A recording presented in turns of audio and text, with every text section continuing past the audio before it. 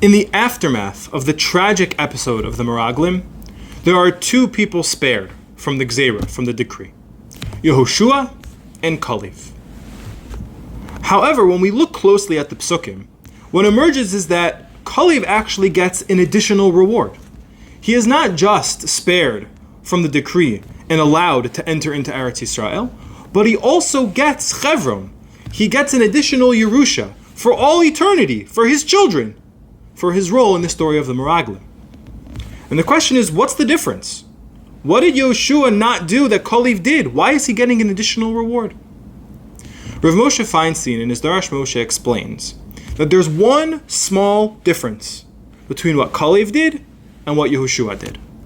When the initial report of the spies comes through, and everyone is freaking out, and they've lost faith in HaKadosh Baruch Hu, they've lost faith in Moshe, they've lost faith in Eretz Yisrael, Kalev silences them. Vayahas Kalev es ha'am.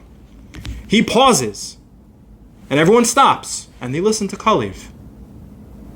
And even though ultimately his message was not going to be heard, their faith in HaKadosh Baruch Hu and in Moshe was not restored. But for that brief moment, says Rav Moshe, they did a little bit of tshuva.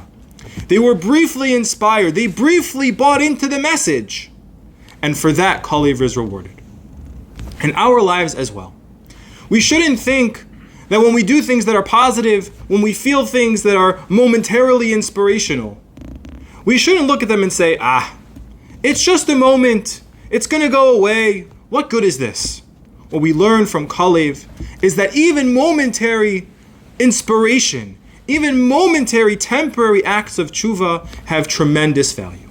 Have a good Shabbos.